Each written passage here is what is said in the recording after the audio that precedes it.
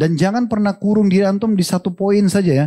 Oh, cinta saya hanya untuk dia. Ini jadi masalah ini. Jadi kalau mati pas saya nggak mau nikah lagi. Kenapa? Masih muda, masih butuh pasangan. Kenapa? Kan gitu. Atau saya kalau tidak makan di rumah ibu saya nggak bisa makan. Ini susah ini. Saya kalau tidak tidur di rumah saya, di atas ranjang saya tidak bisa tidur. Saya kalau tidak minum kopi pagi hari, kepala saya pusing. Selalu dikurung dirinya di hal-hal yang tidak dibutuhkan. Kenapa harus begini? Keluar dari kurungan itu. Kan gitu. Jadi jangan sampai masuk ke ranah yang tidak diperlukan teman-teman sekalian. Ya. Apalagi sampai pada tingkat tadi bunuh diri atau membunuh orang lain pada hal-hal yang sepele. Ini ribut lagi masalah ayam atau telur lebih dulu. Dewasa ini terjadi banyak kasus yang diangkat oleh media nasional kita Ustadz mengenai mudahnya nyawa manusia ini melayang dengan akibat hal-hal yang sepele Ustadz. Kemarin ini ramai juga di media sosial, ada 2 orang pemuda, mereka dalam keadaan mabuk yang berakhir bunuh-bunuhan karena berdebat ayam dulu atau telur dulu. Itu beneran terjadi tuh? Beneran terjadi Ustadz di salah satu kota di Indonesia. Dan juga ada pemuda yang melakukan bunuh diri hanya dikarenakan akun gamenya dihack. Jadi ini cukup aneh gitu kejadian-kejadian, kayaknya sekarang ini nyawa itu murah banget gitu Ustaz. Nah bagaimana pandangan antum Ustaz? Allah al-musta'an.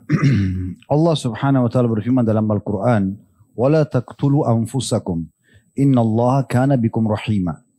Jangan pernah kalian membunuh diri kalian atau menumpahkan darah. Diri atau orang lain juga gitu ya. Karena Allah sangat penyayang terhadap kalian. Dan Nabi SAW bersabda, jangan kalian berharap kematian. Jangan berharap kematian. Dari kita diharapkan untuk tidak mati gitu ya. Memang kalau ajal datang iya. Tapi jangan hanya karena sakit sedikit, lalu sudahlah lebih baik saya mati. Hanya karena tidak jadi nikah sama si fulan atau fulana, saya mati saja. Tidak diterima usaha atau di PHK misalnya. Lalu kemudian sudah saya mati saja. Selalu arahnya ke situ. Karena pernah ada sahabat, dia berharap begitu. Lalu Nabi SAW mengatakan jangan kalian berharap mati. Gitu kan. Jadi bilang saja kalaupun darurat sekali, katakan begini, ya Allah, kata Nabi SAW ini ya, hidupkan aku kalau hidup lebih baik bagi aku. Dan wafatkan aku kalau wafat lebih baik bagi aku. Kan begitu. Teman-teman sekalian, kegagalan dalam kehidupan ini adalah sebuah batu loncatan untuk mencapai kesuksesan. Enggak ada kesuksesan tanpa kegagalan. Dulu kita ingat ya waktu masih kecil pertama belajar sepeda. Langsung bisa? Enggak. Hah? Siapa sini yang langsung bisa? Antum? Masya Allah kalau langsung bisa. Pastikan jatuh dulu ya. Bahkan tidak sering luka. Kalau kita dulu waktu kecil teman-teman pas jatuh nggak mau belajar lagi, nggak bakal bisa sepeda kita sampai sekarang. Itu contoh saja kan gitu. Berarti memang gagal itu sebenarnya batu loncatan untuk bisa sukses kan gitu. Masa dengan gagal sedikit akhirnya sudah putus asa?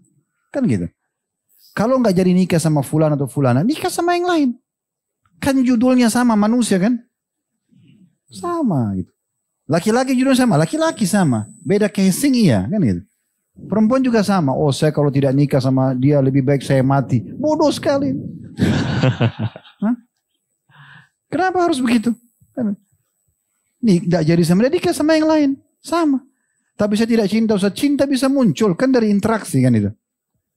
Pernah ada seorang ikhwah datang kepada saya begini. Ustaz, saya disuruh nikah sama keluarga. Sudah dipilih akhwatnya. Tapi saya nggak ada rasa cinta. Belum pernah interaksi gitu ya. Tiba-tiba disuruh nikah. Terus saya bahasakan. Antum tanya pendapat anda. Dia bilang iya. Saya bilang cinta akan muncul dari interaksi.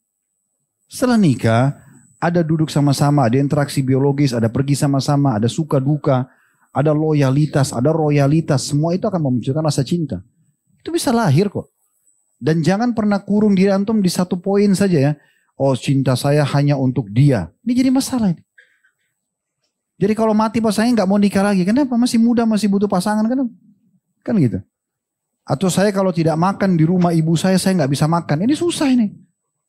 Saya kalau tidak tidur di rumah saya, di atas ranjang saya tidak bisa tidur. Saya kalau tidak minum kopi pagi hari, kepala saya pusing. Selalu dikurung dirinya di hal-hal yang tidak dibutuhkan. Kenapa harus begini? Keluar dari kurungan itu. Kan gitu. Jadi jangan sampai masuk ke ranah yang tidak diperlukan teman-teman sekalian. Ya. Apalagi sampai pada tingkat tadi bunuh diri atau membunuh orang lain pada hal-hal yang sepele. Ini ribut lagi masalah ayam atau telur lebih dulu. Apa hubungan? Kira-kira manfaatnya apa? Antum tahu ayam dulu atau telur? Apa manfaatnya? Ayam diciptakan untuk dimakan, kan gitu. Nggak usah tahu sejarahnya. Untuk apa tahu sejarahnya ayam sama telur mana lebih dulu? Nanti lama-lama masuk ke ulat, masuk ke buaya, masuk. Oh banyak sekali nih. Habis waktu untuk itu. Kita saja manusia Allah gambarkan diciptakan dari Adam dari tanah, clear. Kita nggak suruh cari itu tanah yang komposisi Nabi Adam. Informasi Nabi Adam dari tanah, selesai. Oh berarti kita dari tanah, malaikat dari cahaya, jin dari api, selesai, clear. Cuma sekedar informasi. Nggak usah terlalu berlebihan di situ. Habisin waktu untuk apa? Apalagi nih ayam sama telur. La haula wala quwwata. Ayam dimakan, telur dimakan, selesai kan. Ini sangat aneh betul gitu.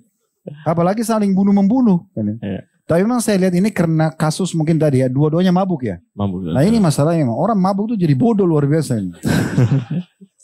Lah iya, kalau sebelum mabuk mungkin masih punya rasa malu, punya rasa khawatir kan gitu. Orang kalau sudah mabuk makanya diistilahkan khamr itu dengan ummul khaba'ith, induknya kerusakan gitu ya. Karena kalau sudah mabuk hilang rasa malunya. Ya rasa malu sudah semuanya bisa dikerjakan. Dan kadang-kadang hal sepele bisa dibuat. Yaitu bertengkar, saling bunuh-membunuh. Orang kalau mabuk di diskotik kadang-kadang berantem, pukul-pukulan, mungkin bunuh-bunuhan hanya karena masalah sepele. Temannya yang bayar atau dia yang bayar. Atau ada mungkin yang dia curigai temannya yang ambil. Atau mungkin tutur kata yang salah. Udah cukup untuk saling bunuh-membunuh. Ini luar biasa nih.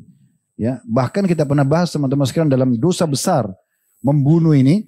Itu salah satu hadits Nabi SAW. Jiwa itu tidak akan tenang kalau dia pernah membunuh satu jiwa saja. Walaupun dia sudah taubat, itu ada saja perasaan yang merasa bersalah. Itu diungkapin oleh Al-Wahsy, Wahsy yang membunuh Hamzah. Beliau mengatakan saya terus merasa dihantui rasa bersalah membunuh Hamzah walaupun sudah masuk Islam. Sampai saya mengatakan saya harus menebus dengan saya mati syahid di jalan Allah. Baru kemudian dia ikut peperangan dan dia membunuh musuh Allah dengan tombak yang dia bunuh Hamzah. Dia bunuh baru dia mengatakan saya baru merasa puas. Dia balas itu. Nah ini bahaya sekali gitu. Makanya teman-teman sekalian dalam Islam kita dianjurkan dari awal. Zina nggak boleh didekatin. Membunuh pun nggak boleh didekatin. Ya. Dari awal. Saya sudah sering kasih saran teman-teman. Kalau ada yang ajak bertengkar, ajak ribut, nggak usah dilayani. Nggak ada manfaatnya.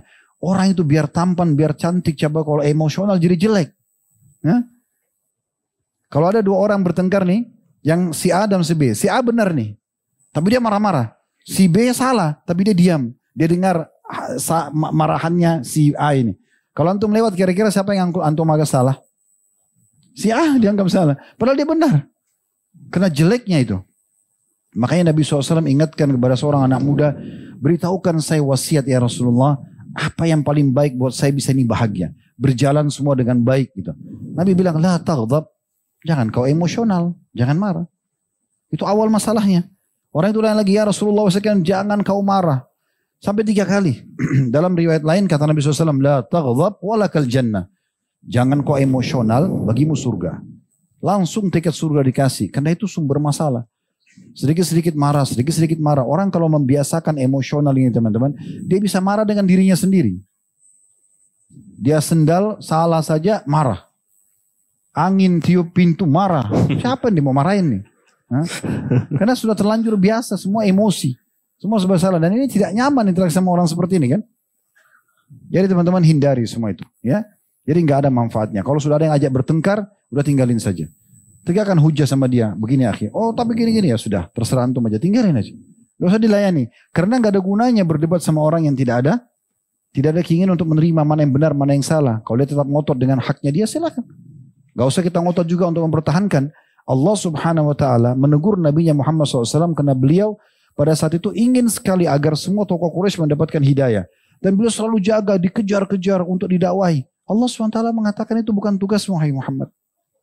Tidak harus kamu gitu. Sampaikan kepada orang siapapun yang mau mendengarkan.